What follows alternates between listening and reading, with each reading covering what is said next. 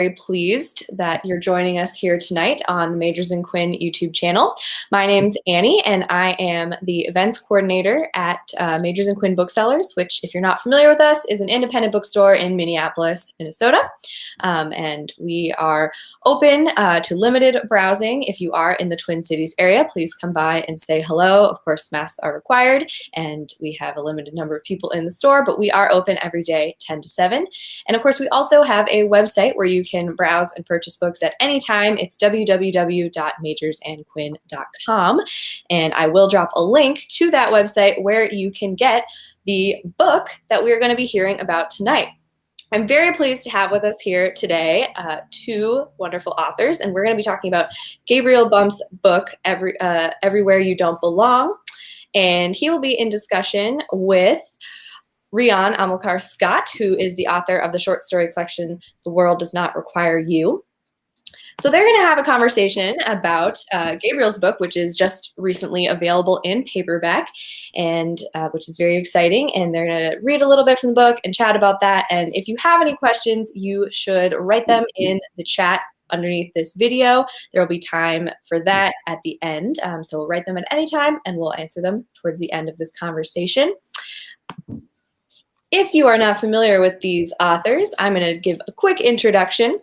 Gabriel Bump grew up in South Shore, Chicago. His nonfiction and fiction have appeared in Slam Magazine, Huffington Post, Springhouse Journal, and other publications. He was awarded the 2016 Deborah Schlossberg Memorial Award for Fiction, received an MFA in fiction from the University of Massachusetts Amherst. He lives, they need to update your bio, Gabriel. He no longer lives in Buffalo, New York. He's globetrotting. And Rion Amilcar Scott is the author of the short story collection The World Does Not Require You, which won the Penn Robert W. Bingham Prize for Debut Fiction. His work has been published in the Kenyon Review, The Rumpus, Pank, and Confrontation, among others. He lives and writes in Maryland. Thank you both so much for being here today. I will be back later to help you go through the questions. So again, if you're watching, write your questions in the chat and have a wonderful reading. Thanks so much. Thanks, Annie. Thanks for the intro. What's up, Rion? Hey, man. I'm happy to be here. Talk about your excellent book. Yeah, thanks a lot. I'm really looking forward to this discussion. I mean, because I don't know, you might remember this though, but like our galleys at least came out around the same time, and we did. It was like a panel for the Library of Journals, something during Book Expo, like 2 years ago or something. And so it's, I don't know, it's awesome to see your book take off and kind of do all these amazing things. And I thought it was a real masterpiece. So really looking forward to the conversation. Thank you. You know, I mean, reading your book, there are a lot of things I'm excited about in your book. I think there's you cover, or you work with you do humor so well. It's there's there are lots of dark undercurrents to what's happening in the story. But there's this humorous approach, and it's all the way down to the style of the sentences, the quick the quick rhythm of the language. So how much do you think about that while you're writing? Well, I guess it's kind of hard. I'd be interested to hear your thoughts on approaching humor too, right? Because I think you're funny also, and I think I feel like a lot of the jokes that people have picked up on and told me about were unintentional, in the sense that I didn't really set out to give a joke setup and a punchline. Right? I was just kind of letting the characters be themselves. I think a lot of the humor happens in the dialogue, and like you were saying too, that fast pace. I think for something to be funny, it has to happen quick, right? You can't really have a setup. So I feel like all those things blending together make this book funnier than I like thought it was gonna be, I guess. Like people keep like kind of mentioning the humor when I just wanted to make these, you know, silly characters act like themselves, right, and try Yeah. and say like memorable stuff and do memorable stuff. Yeah. Yeah, you know, I didn't see it as sort of a setup and punchline. It feels like, you know, I think that, you know, the unintentional nature of it probably is that it's it's like in the DNA of the structure of the writing, you know, and it's in the so the absurdity of a lot of the combinations of people. Paul and Claude, you know, and and the grandmother are just they're just absurd together. You know, they're an absurd mix of people. And there's you know, there's all this love, but there's all this contention, and it just you know, it's just three people that just work, even though, you know, there is a, you know, there's a clash, you know, between them, you know. It's a loving clash, and it all comes together.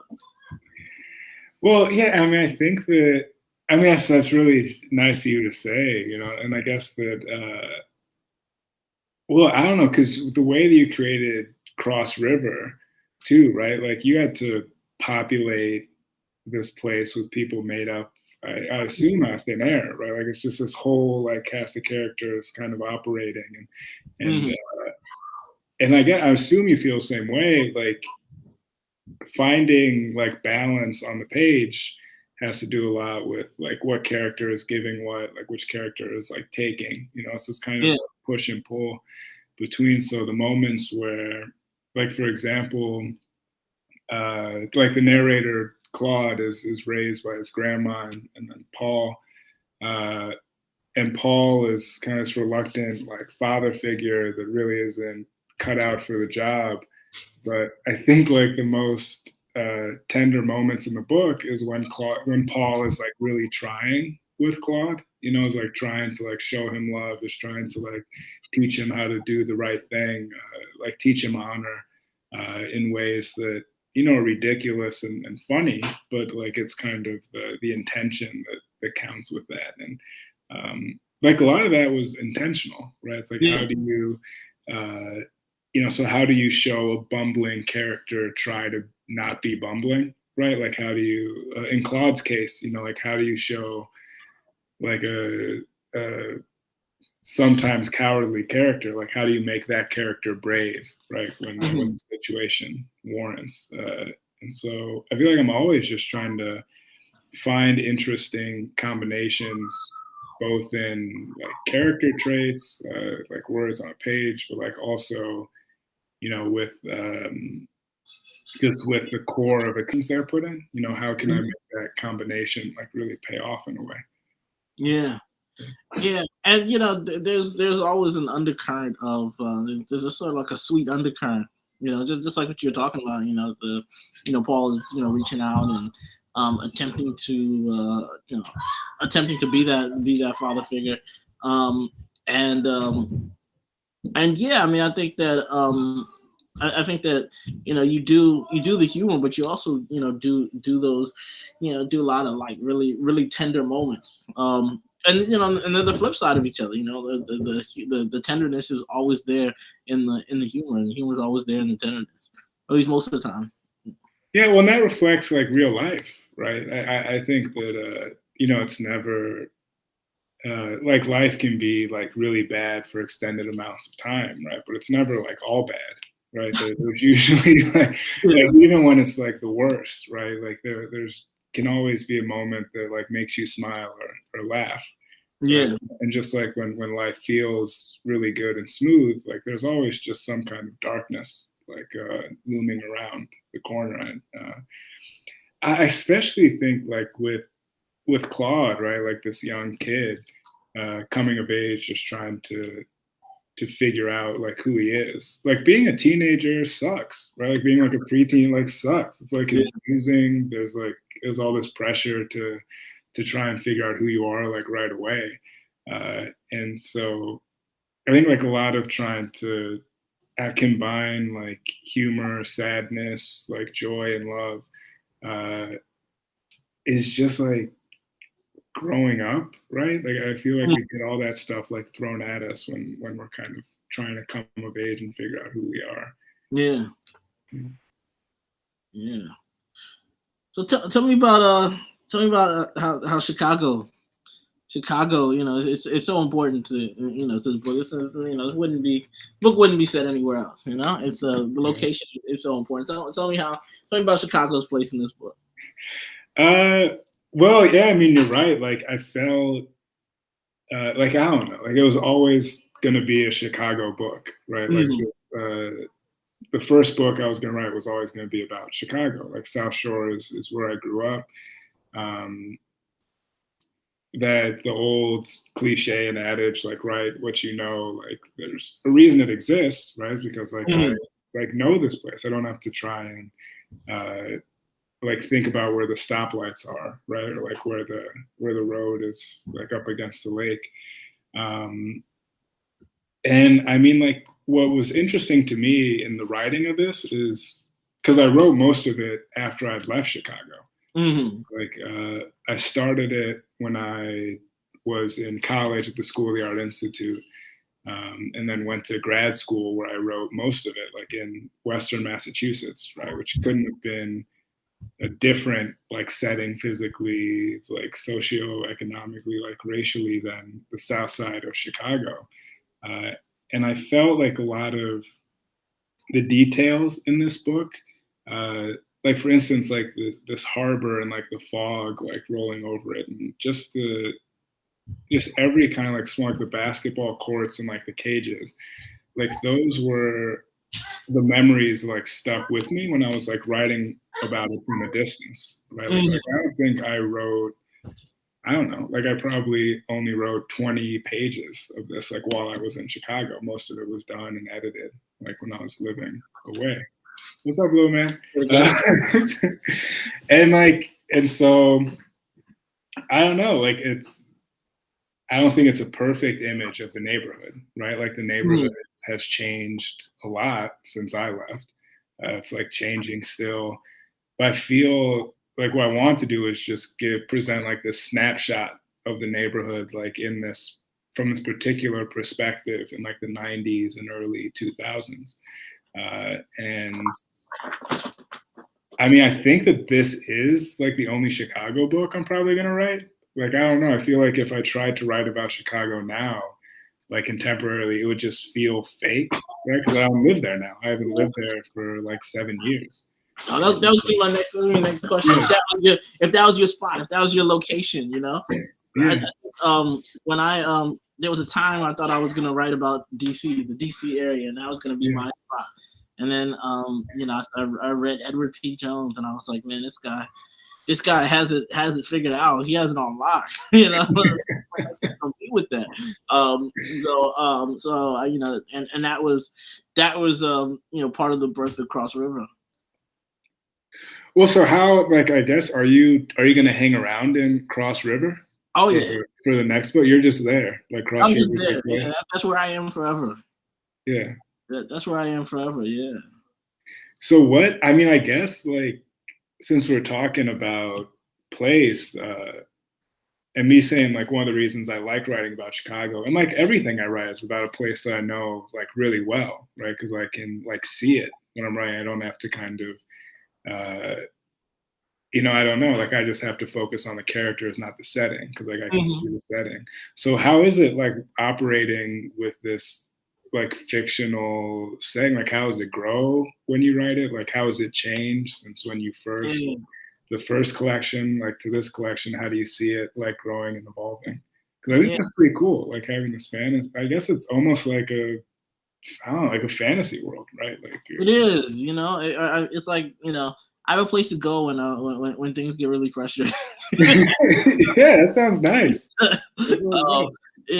mean, I feel like I thought when my first book came out, I thought I knew it, but I know it's so much. It feels so much deeper to me now than it did then, because it's just like the more time I spend there, with my characters, the more the more real and populated it gets, and one fun thing is like the current story that I'm writing. It's like I feel like I discovered a new place, a new part of Cross River. There's a train track, in the story the characters are using as a shortcut, and they're hanging out on the train track, and I'm like, why didn't I think of that before? Because it's based on, in my neighborhood, there's a train track behind my house. And we used to go. It used to be our shortcut. We used to go and play down there. And it was an active train track. It was active, and a lot of it starts with questions. Because I have 2 kids, and there's no way in hell I would allow them to play on the train track. Yeah. But the parents in our neighborhood, it was a thing. It was just like, yeah, go out there. Mm-hmm. They did it's not like they didn't know that I was down there. I would put the coins on the train track, and the train would crush it and fuse them together, and I'd bring them in like, look at the coins. So they knew I was down there. Yeah. And I, it was just so it starts with a question, like, why would, started with a question, why would, looking back, like, I have very loving parents. Why would they allow me to do that? And this is something that I would never allow my kids to do. I don't care how old they are. If I hear them going down the train track, they're in trouble. So then, so now there's always these new elements, and now I have the train tracks, and that's, it made an appearance in this story. It's probably going to make appearance in future stories. Yeah, and I guess like I'd love to hear more kind of examples, and then also like, do you think that the questions, because I don't know, I think about this all the time. Like, do you think the questions that you're asking in this imaginary space, right, like this made up town, do you think that changes as, I don't know, you get older, like your kids get older, right? Like you kind of see them experiencing the world new, and like all these, like you said, it's like, well, why did my parents let me do this when like I wouldn't let my kids do that in a million years, right? Because I even feel that from like my, like I don't, have kids, but like in this book in particular, and Everywhere You Don't Belong, like a lot of the questions around whether or not to leave Chicago or like come back to Chicago. And I feel like I just, I don't know, like I feel like I approach that question like differently now, because for me, it's like, well, I have to go where I can get a job, right? It's like not really like a romantic, it's like I want to like really go back and live in Chicago. Like as I grow older, the answers and questions have changed. Right. Yeah. I feel like when the questions, if the questions become resolved, then they're not interesting anymore. Yeah. I could go ask my dad, like, what were you thinking?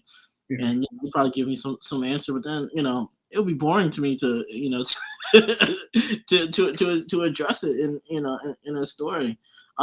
So do you feel that way? Do you feel like you're coming? Do you feel like you ever come to resolutions with the questions that you're asking yourself when you're writing?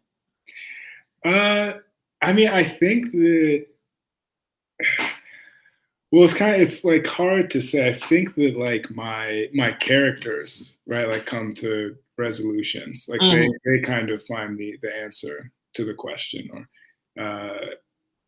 and I say that, it's like, this is the only book I have that's published. Like I have a draft of another one that I think is like pretty close, right? Like, and I feel like in both of those cases, the original questions that the characters have asked, like they have found answers for them.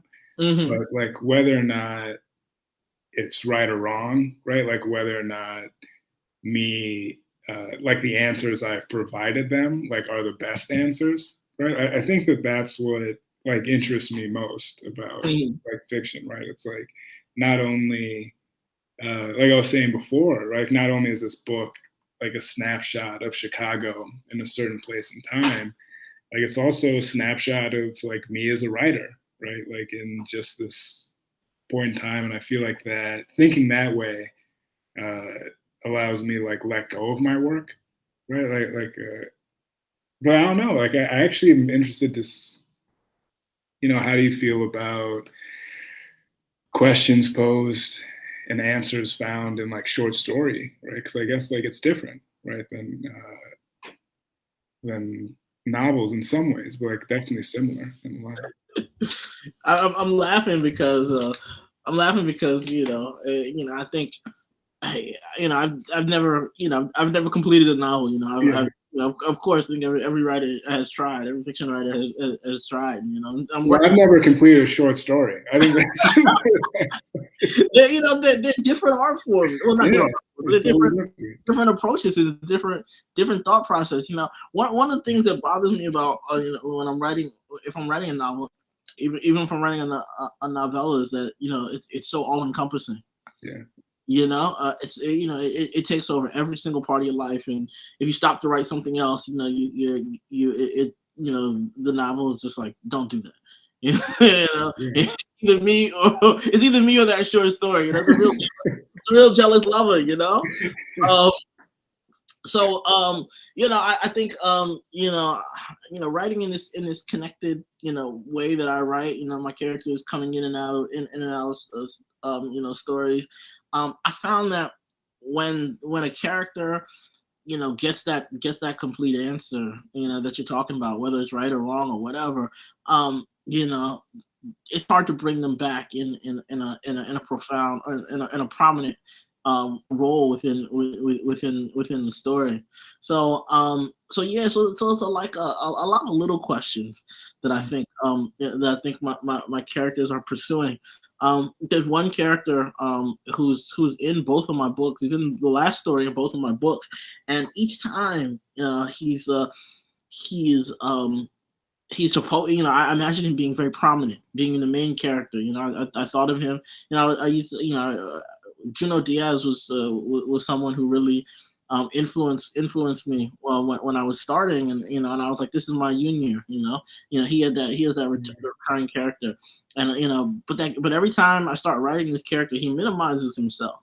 And he's and both stories I'm writing, both stories in my first book and my second book, he has a much smaller role than I imagined him. So I think one of the things that I'm pursuing now is to try to get him out of his shell, and give him, try to get him to stop minimizing himself. So why do you think that is? Why does he keep minimizing himself? I'm actually interested to hear more about this. Yeah, I don't know. That's the question. It's like, I think that's the question. Do you think that? Oh, I'm sorry. Go ahead.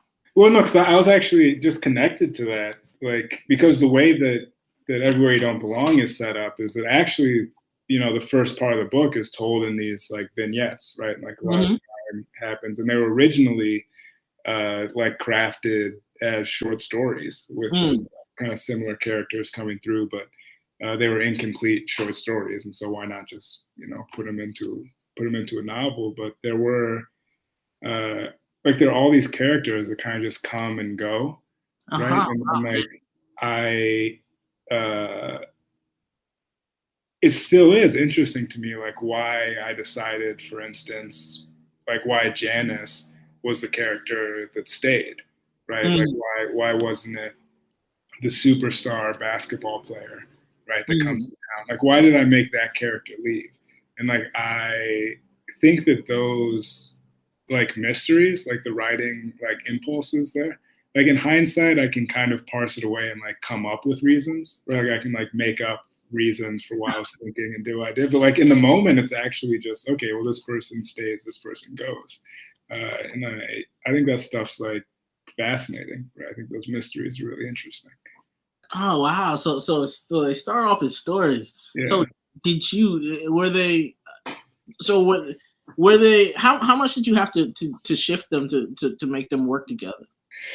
Man, well, I mean, it's hard to figure out. So like part of like some of the like Fog, for instance, like is a really short like chapter in the beginning of the book, and that was part of my undergraduate thesis, right? Which was just a few like short stories about this kid Claude in the South Side of Chicago, and his grandma, and just him like being a teenager, kind of like rip off like Stuart Dybek stories. I think like this is how I imagined it. And I got to grad school and just started working with the same characters. And I think like after maybe three short stories in that same vein, right? Like Claude growing up, like I just had my mentor, like eventual advisor and friend, like Jeff Parker, just like, hey man, you're writing like a novel. Like, why don't we just write? Mhm. Like, why don't we just write a novel? Like, stop pretending you're doing something else. And we just kind of sandwich them together, right? And like, so the first part is just these sandwiched vignettes, and there's, there's some through lines, right? There's like some plot, and some of the cleaning up was just short stuff I did with my editor, with Kathy Poiries at like Algonquin, after she saw it and said, okay, this part of this is still kind of a mess and doesn't make sense, right? And so like going back and just making some things clear, connecting the dots. Mhm. So yeah, I mean, like, it is weird how much it all like just kind of fit together in the story without changing much. Like the second half that reads more like a linear, traditional novel, right? Like it takes place over the course of like 3 months. Like it's pretty straightforward. The days like follow each other. Mhm. That was much harder to write, right? Like that took me a majority of the time was just deleting, adding, like reworking that second half, trying to make it work, and then ultimately accepting that it's not totally perfect, right? Like, Did any of the vignettes make it into the second half? wait, Any, can you repeat? Did any of the vignettes make it in the second half? yeah, did you use any of the vignettes? No, but I tried to borrow off the style, like a Mhm. little bit. Well, like the short chapters in the second half, like sound different, like feel different, right? Than the short chapters in the first half. Like when he's away at college, there's a like 3-page, which I guess I could read, but there's like this 3-page, really short section about like his showering routine, right? And like Uh-huh. I feel like the impulse to include that was, my impulse to try and like write a short story, right? But then, like a short story without a contained like plot, without it functioning on its own, just ends up being a novel chapter, I guess, in my life. Well, you suggested it, so Uh, why don't you read? yeah, I guess this could be. I don't really. Let's see. This is actually one of my favorite. Like I feel like I had the most fun when I was writing this section, and sections like it, right? And it's only probably a full page if you take back the indentations. So it's on page 166, routine. And you can tell how this could like start as a short story, right? At least Mhm. my mind. So, if you showered in the morning, more piss splashed around your feet. If you showered at night, that's when the moaning started. Soft and lonely whimpers filled with longing, unromantic in their steadiness, a pounding, a mechanical rhythm, efficient and solitary. If you showered at night, you might hear an old girlfriend's name. You might hear 2 recent boyfriends experimenting for the first time, trying it out, seeing how it fits and feels. Once, I heard David B. from Kansas City convince David B. from St. Louis that he felt love when they held each other. I was brushing my teeth. They were in the stall farthest from the door. All that running water made it feel like we were under a waterfall in a movie right before Happily Ever After. Someone across the room, in the toilet stall closest to the door, started humming the Wonder Years theme song. Justin S. screamed into his loofah every night. He was violent with himself. He'd call on Aphrodite to release his lurid cravings, to free him from desire. Justin S. wore flip-flops with baby sparrows on them. His showers lasted over an hour. I went back to my room if I saw him coming up the hall in his robe and carrying his wicker basket filled with generic cleaners and scrubbers for his temperamental skin. I met a woman in there one Thursday afternoon. She had a bladder emergency and didn't know this was the men's room. Sorry, excuse me. Wait, how do you get piss on the ceiling? Why is the floor sticky? I peeked out my curtain and shrugged at her. She did not seem at ease. She whispered private words to herself and went into a toilet stall. If you showered in the afternoon, you weren't a part of something larger. You just wanted to get clean and masturbate in peace. Yes, that's like an example of me just kind of like messing around, right? Like with setting and language. Mm-hmm. And then trying to figure out a place. I actually can't believe my editor let me keep that chapter in there. I mean, I see why you get it. I mean, it's hilarious, and it's. I mean, you turn this this afternoon ritual into something that's that feels larger, larger than just than what it is, so yeah, good stuff. Yeah. So I have a favorite sentence and a favorite. Well, my favorite section is the riot. I'm sure you get a lot of. I'm sure there's a lot. You hear that a lot. Yeah. It's so well written. It's so beautiful. And it's something that's. And it's so specific. We tend to think of, or at least I do tend to think of these riots as these big amorphous events, but you put this human, very specific face on it, you see everything, and I don't think I've ever seen a riot rendered this way. My favorite sentence is, "There was no available peace." That was, and I guess for those people out there who haven't read it, I guess I should provide some context. The Claude is caught in a riot, and it's between the police and some black radicals, and he can't decide which side to sympathize with, to go with, to be a part of, and then why did I feel trapped in history between two violent wrongs? There was no peace available. And I just thought that was, such an incredible way to put that conflict. Yeah, thanks, man.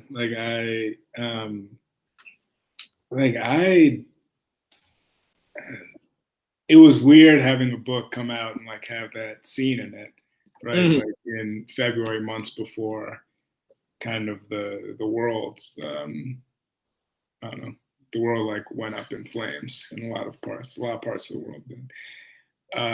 And it was really strange because like when I first went out on tour and was like doing readings, like I wouldn't really read from that section at all, or like even like talk about it. Mm-hmm. Because I felt like the book, like a lot of the reviews like talked about it, like that I heard, but when I was out like in person, like I felt like the book was about more than that, right? Mm-hmm. Like that's the main tragedy. That's one of the main tragedies that happens. But like it's like there's a lot of good stuff that happens, stuff that's sad in other ways, like heartbreak and things.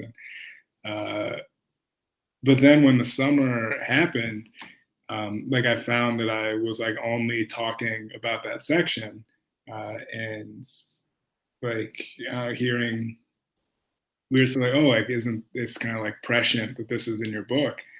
And I was like, man, I wrote that scene 5 years ago. That was when I was in Massachusetts, right at the onset of the Black Lives Matter movement, like Mm-hmm. uprisings in Ferguson and Baltimore, right, like around Freddie Gray. And I don't know, was wondering like why something like that hadn't happened in South Shore, right? Like what about South Shore like I don't know, like those injustices happen everywhere all the time. So why was it just like Ferguson and Baltimore? And like you, as a sociologist, someone smarter than me can actually give like reasons for that, right? But in my like 26-year-old head at the time, like I was just like, well, why isn't this happening in my hometown? And so like I wanted to kind of create in my mind what the elements would be for something like that to happen, right? Mhm. In South Shore. But then like when over the summers, like because my parents still live in South Shore, and uh, like lots of parts of South Shore were up in flames this summer, right? And like my dad called me one day when he was driving home from work, uh, and was like caught in some kind of, you know, like the scenes we were familiar with, right? Like people, Mhm. like this combination of like protest, like direct violent action. And he was like, called me, he was like, you know, man, this reminds me of your book. Uh, and I mean, I didn't know what to really say to that, right? I guess I still don't really know what to say to uh, about any of this stuff. It's just like people are angry, right? Yeah. Like, people are angry, and sometimes like people, uh, like you know, sometimes the anger boils over. It's just really an answer. It's a question of like, you know, when will it boil over, right? And like we don't really know that. It's this weird confluence of events. But that line, right, like no available peace, I don't like. I feel like I feel that whenever like anything like this happens, right? Like I feel uh, like until the system changes in a big way, right? Like where is the available peace, right? Mhm. It's like it's you kind of just got to throw anger at the wall or something. I don't really know. It's hard to figure out. I mean, it dramatizes something that's just incredibly frustrating. Yeah, In that you know, we rely on this on this emergency infrastructure as well. But I don't feel like, you know, I often don't feel like I have complete access to it. yeah, yeah, You know, if I call the police, you know, how do I know you're not going to show up and start, you know, acting crazy? yeah. Exactly. And you know, and it's like, you know, I have to be part of this society, and you know, if my car gets broken into, my insurance it requires me to to file a police report. Yeah. But I don't want to. You know, you know, you know, I wrote an essay about, you know, one time my wife's car was vandalized, and you know, we looked at each other like, you know, you want to call the police, and just came silent. We just looked, and it was just like we just got silent. We looked at each other like, no, Yeah, yeah. you know, no, not gonna do that. You know, just gotta eat it. No, I mean that like actually reminds me. It's like there was it was like over the summer. Like, and this just is like coming to mind. It's like someone, an Uber driver, got robbed like in the parking lot, like next to where I lived in Buffalo. Like it was just kind of this parking lot that was, and we kind of like heard something. Like some kid just took the Uber, like told him to come to this parking lot, and then just like you know, hit him upside the head and like took the car and ran away. So we heard like this screeching. We saw like this stuff happening. Like, okay, well, what do we do? And then like because we didn't know what like actually happened, right? And so like if something was going on and the cops show up and like kill this dude, right? Like that's kind of on us, right? You're responsible, right? And so we ended up like calling them, and then like the cops came, and they like the dude was like kind of concussed and had seen me like walking up the street, like saying, "Yo, are you okay?" And the cops come and they like started acting like I did it, Oh right? wow. Like that I like robbed this dude, and then like call the cops as a plea. And we needed like some friends to come and say like, no, this is the guy who like saw it and like told everybody about it. And so I just kind of like threw up my hands and like went back inside, right? And I think that I don't know, like what do you do with that like anger, right? Like actually feeling, I don't know, like y'all are y'all are ruthless and like bad at your jobs, right? Like I feel like I just have that anger like all the time. It's like, Yeah. And I feel for Black people who have people in their family yeah, yeah. who are mentally ill, and they feel and it's like what are the what available resource do you have? Many people's conclusion is I don't really have an available resource because if my family member is having an episode and and he's tagged as a threat, and I come then he or she might be killed. So that sentence sort of just encapsulates that whole feeling, Yeah, well, thanks. Yeah, because I mean, it is a complicated feeling, right? Yeah. Like, I think we both probably have friends, that at least come from law enforcement, like families, right? Like friends that maybe like work in law enforcement. Yeah. And I feel like it's just this, I don't know, like I have no idea what the solution, like I can throw out solutions and I can say like how I think the world should be, right? Like, and like have ideas, but whether or not they're practical and can actually be implemented is like a whole other thing, right? And so I think you're just kind of left with this like confusion and anger. Yeah, and I think the good thing is as artists, as writers, we don't have to be practical. Yeah, exactly. And I think it's funny that people say, "Oh, it's prescient." I think a good way as a Black writer to be prescient is to write about a riot, because eventually it's gonna happen. Look, I go back and read James Baldwin's like, wow, Jay, he figured this out. Like, no, he didn't figure this out. He was writing about what was happening then. The problem is it's still going on. Yeah. Or like any, like Ralph Ellison, Invisible Right. Like it's the same. And so I guess that's the thing. Unless something big changes, the reality is just trying to like navigate violence and see how you fit into it, right? Like see kind of how to survive with this threat looming over you. Yeah. So when you say that part of it, was all you were talking about for a while, was it all you were talking about because you felt like you needed to read that section and talk about that section, or was it that people were asking about that section? People were asking about it.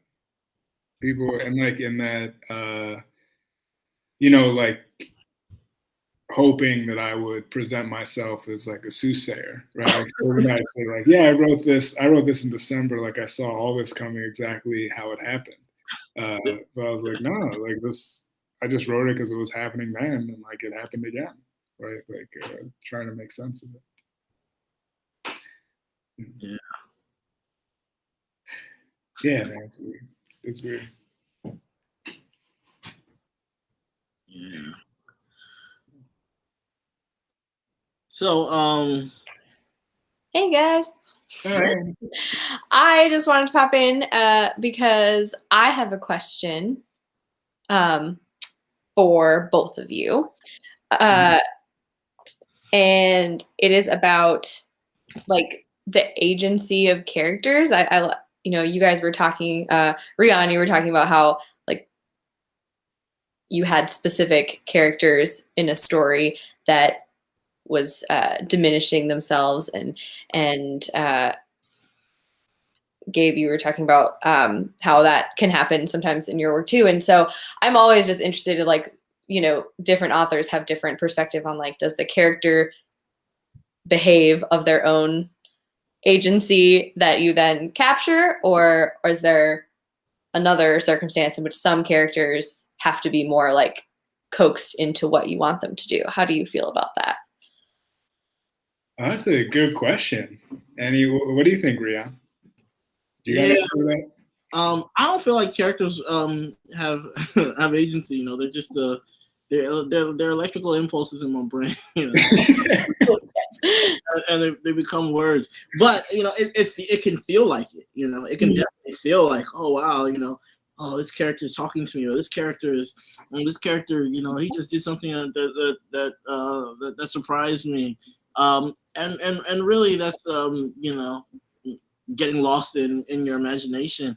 You know, and I speak about this character, you know, his name is Ken Sampson, about him diminishing himself. You know what? You know, if I look at it from a different perspective, when you know, what really happens is the story is going in a different direction, and it doesn't make sense for him to be as prominent as he is. The first time I wrote about him, the story was about the story seemed to be about him, and I was writing it. It just didn't work, and then it only worked when I realized the story is about his father. The second time he was supposed to be a minor character anyway, but it just made more sense for another character, a female character, to be saying the things that I had this character saying. So he became even more minor. Yeah. Behind the scenes, so interesting. No, I mean, I think that's cool. I mean, for me, like with this book, I feel like I was just trying to figure out like how to write for most of it, right? And so I guess I can talk about like agency directly with like Claude too. So like I knew that I wanted Claude to be just some quiet kid that was like mainly just observing the world around him, like, which is who he is. He doesn't really like say what he's feeling a lot, and I felt like the sections where I had to get, I don't know, like deep into him, right? Like I had to get him to actually say what he's thinking or feeling, like Rion in the riot scene, right? Like when he kind of, for the first time, like goes on this inner monologue about, you know, who he is, like where he fits in the scheme of things. Like those sections were really hard, right? Like, and I don't totally know why. Maybe because it's written in first person and like writing all this deep personal stuff and like saying I all the time. You think that it's you, even though it's, you know, this character, right? Like, and part of it, you know, is me, right? But like it's more than that. And yeah, I think that like just with Claude, I had to let go of, like, I had to view him as a character before I could let him like really like have some agency. I had to be like, you know what, I can have this dude thinking stuff and people will probably think that it's me, but it doesn't like have to be me. Like I can make him think whatever I want, you know, and I don't have to tell anybody what's actually him and what's actually me. So I feel like that's something that at least writing novels in the first person, like it's something that, you know, you can, it's interesting to keep in mind, at least for me. Yeah, for sure. No, people definitely often have that question for the author when it is a first person novel. It's like, so is this you?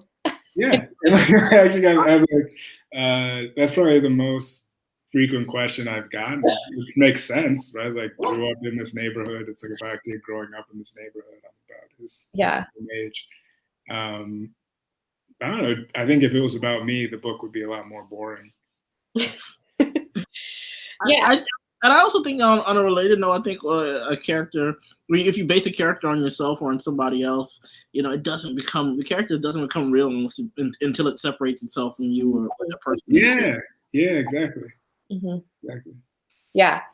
So pretty much every blurb of your book, Gabe, or a description of it includes like the phrase like coming of age, like this is a coming of age story, this is a coming of age story. And it is. And you also talked about how you knew kind of from the get-go, like your first book was going to be about Chicago or set in Chicago. Was it also inevitable that it was going to be this type of character development, this type of story, or was it just a function of you've been working with Claude for so long that it kind of became that? Yeah, I it's hard to answer, right? And I think that like, so I was talking about with Rion, like this starting is like you know, these cobbled together short stories. Like in those short stories, Claude was older. Like Claude was like 18, right? And like everyone was kind of like older.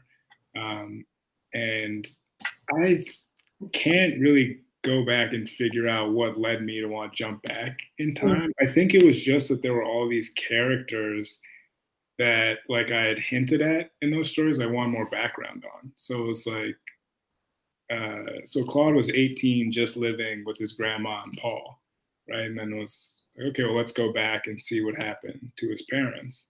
And then I kind of liked writing about young Claude. So I was like, well, let's see like young Claude in his like 4th grade class with his friends. Like, let's see young Claude as a freshman being cool. And like those are moves that I can kind of trace. But like, I guess like Rion was saying, it's just kind of your brain firing in these random ways. And like we feel like we are obliged to follow what like our brain's telling us to do. That just seems like the right choice, though. It really does. I mean, I can't speak to the 18-year-old stories because, of course, I haven't read them. But it just, the voice just felt right. A lot of the choices, the people he was around, the fan, it just felt right.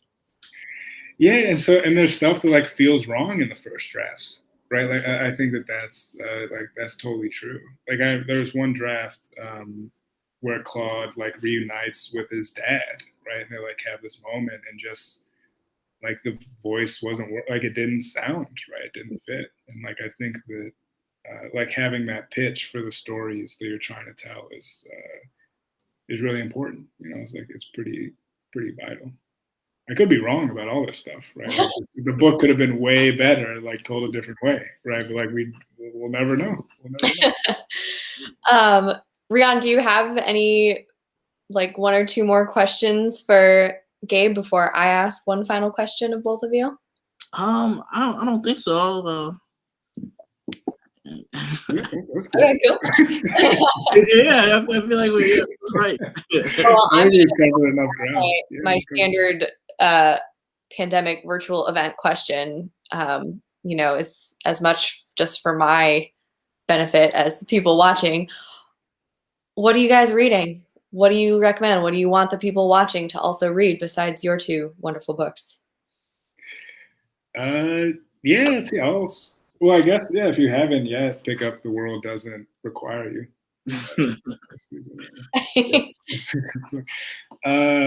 No, what I read, well, so I started recently The Catholic School by Eduardo Abiti. It was like this big Italian book that came out a couple years ago.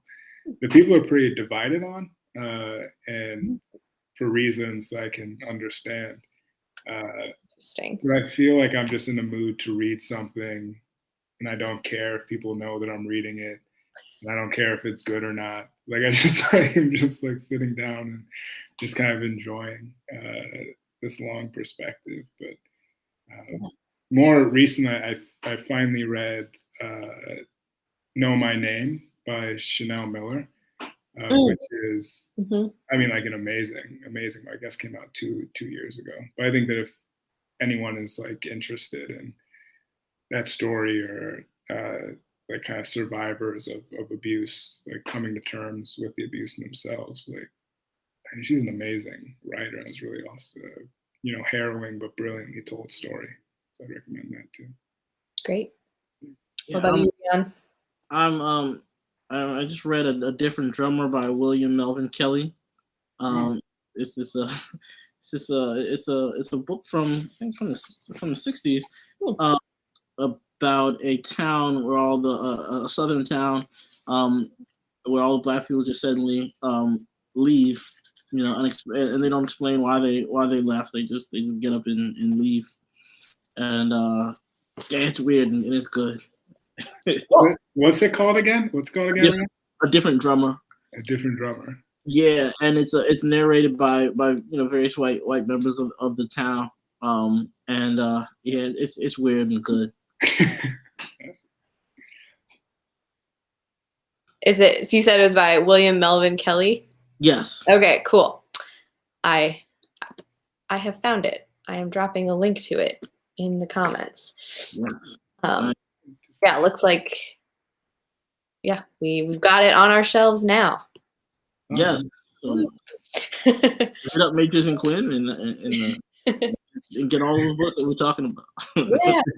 Well, thank you both so much. This was a great conversation. I love when it's 2 writers talking about writing. It's just kind of classic book talk. Get into the nitty-gritty of it all. So thank you once again for being here. Thank you everyone for watching, and remember to check out the Majors and Quinn website and go look for books by Gabriel Bump and Rion Amilcar Scott, and there are links there in the comments. So thanks so much and have a great evening. Yeah, thanks, Anne. Thanks,